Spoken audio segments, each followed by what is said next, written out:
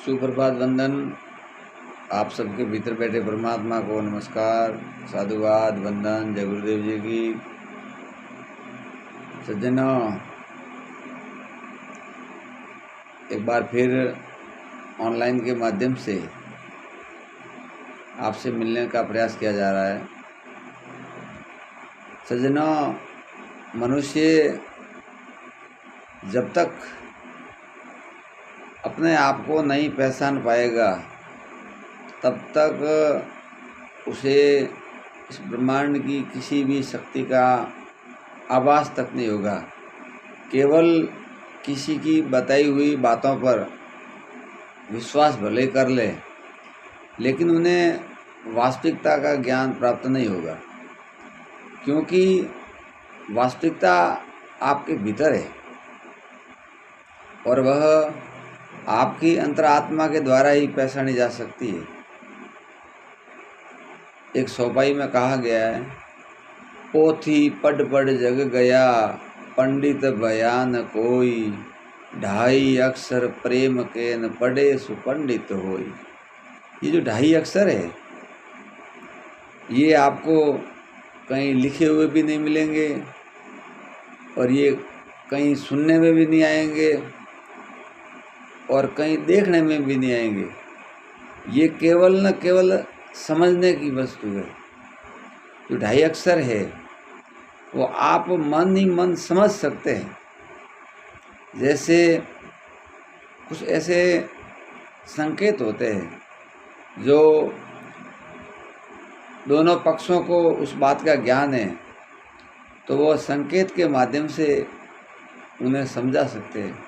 इसी तरह जिन्होंने आत्म अनुभव किया है, आत्म साक्षात्कार किया है और आत्म निवेदन किया है, वो ही इस ढाई अक्षर के ज्ञान को समझ सकता है। यानी जो बात शास्त्रों में नहीं है, पोथी में नहीं है, वो ब्रह्मांड में कहीं भी नहीं है, क्योंकि ब्रह्मांड की सारी रचनाएं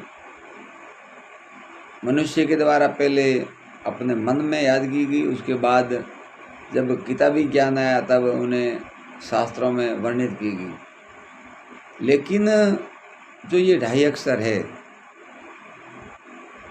ये केवल आप अपनी अंतरात्मा में समझ सकते हैं और उनको समझने के लिए आपको ऐसी तमाम डिग्रियां हैं, वो कुछ काम नहीं आएगी।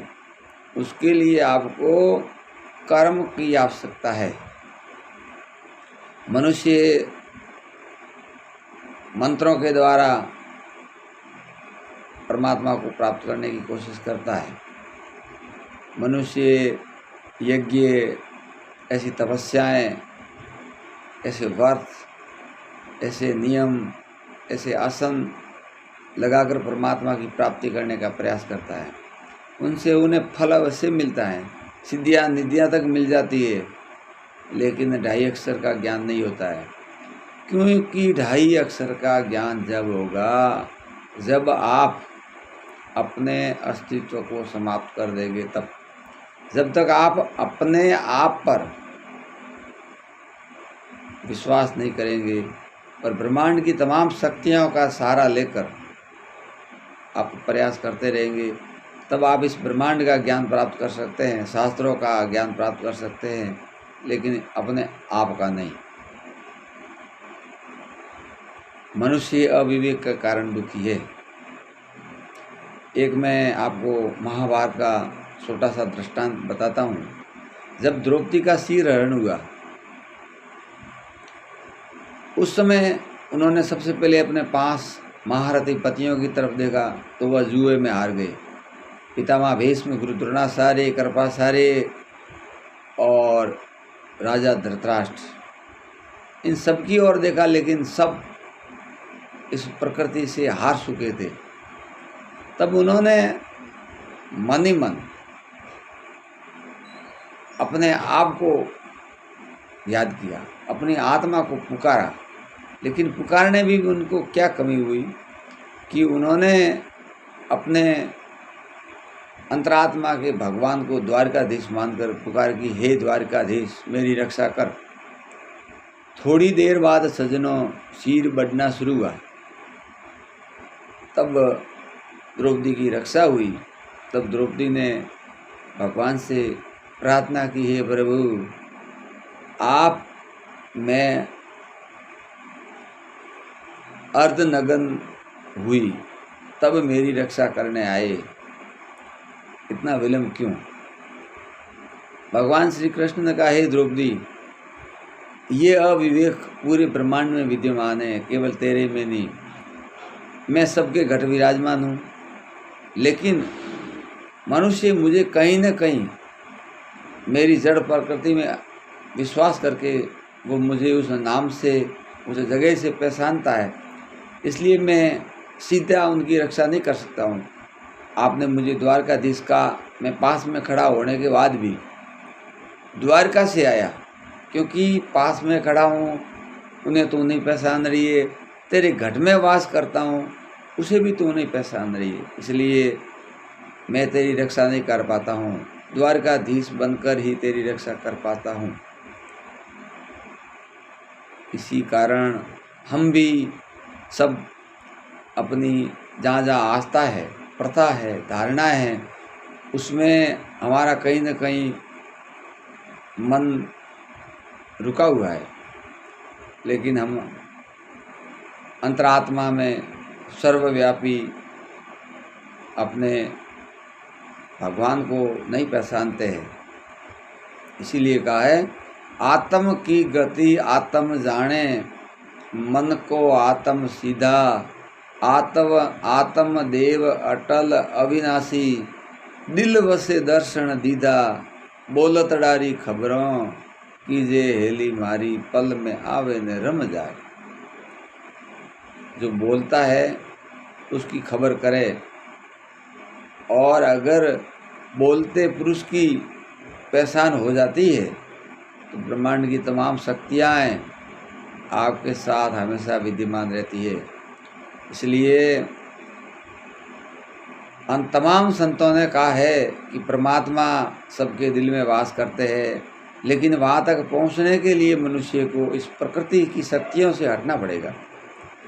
आपको एक और उदाहरण दिया जाता है कि आप पानी के ऊपर तैरने के लिए यंत्रों का प्रयोग कर सकते हैं, जैसे तुम्बी है और भी बांस है, ऐसे अनेक पदार्थ है जिससे आप पानी के ऊपर तैर कर सकते हैं, और अपने हाथों पैरों से भी पानी के ऊपर तैरा जा सकता है। लेकिन केवल पानी के ऊपर तैरा जा सकता है, भीतर प्रवेश नहीं किया जा सकता है। भीतर प्रवेश करने के लिए तमाम क्रियाओं को समाप्त करके ही पानी में प्रवेश किया जा सकता है। इसी तरह अपनी जितनी भी क्रियात्मक क्रियाएं हैं उनको समाप्त करते हुए, उनको केवल कर्तव्य के रूप में आप करते रहे इस प्रकृति के साथ, लेकिन अपने आप के लिए अपना वर्चस्व है उसको समाप्त कर दे कि मैं एक परमात्मा का जीव अंश हूँ और मुझे अपने आप से कुछ नहीं करना है।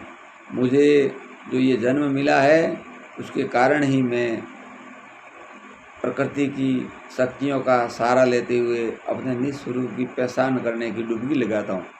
तब जाके ही आप इस भावसागर से पार उतर सकते हैं, अन्यथा आप दिखावे के रूप में बाहर बड़े लोग बन सकते हैं, सिद्धियाँ निधियाँ पद प्रतिष्ठा मान सम्मान सब कुछ प्राप्त कर सकते हैं, लेकिन अपने जीवन का कल्याण नहीं कर सकते। इसलिए दासत्व स्वीकार करें अपने आप से और किसी से नहीं। हम और किसी का दासत्व स्वीकार करने को तैयार है, लेकिन अपने आप से दासत्व स्वीकार नहीं करना चाहते हैं। अपने अंदर जो घमंड है, अहंकार है, अभिमान है, ये हम जब तक नहीं त्यागते हैं तब तक अपने भीतर प्रवेश करके अपनी आत्मा की शक्ति को नहीं पहचान सकते हैं और जब तक हम अपनी आत्मा की शक्ति को नहीं पहचानेंगे, आत्मा का साक्षात्कार नहीं करेंगे, उससे वार्तालाप नहीं करेंगे, तब तक इस ब्रह्मांड में ही भटकते रहेंगे, लेकिन निस्वरूप की प्राप्ति नहीं हो सकती है। इसलिए अनेक संतों ने कहा है कि मैं आपके घट में वास करता हूँ। कबीर जी महाराज ने कहा है कि घट में गंगा, घट में गोमती, घट में स्नान करे, गुरु रामानंद जी भटकत क्यों फिरे। परमात्मा हम सबके दिल में वास करते हैं। इसी आशा और विश्वास के साथ जो भी मुझे गुरुदेव के सानिध्य में और आप सबके सहयोग से ये बात रखने का अवसर मिला है, आप सबसे मेरी हाथ जोड़कर गुजारिश है कि आप प्रतिदिन ध्यान अवस्था में बैठकर अपने आप को पहचानने का प्रयास करें, ताकि अपने जीवन का इस प्रकृति की तमाम शक्तियों के साथ कल्याण हो सके। जय गुरुदेव जी की। आप सबके भीतर बैठे परमात्मा को बार बार नमस्कार, साधुवाद, वंदन। जय गुरुदेव जी की।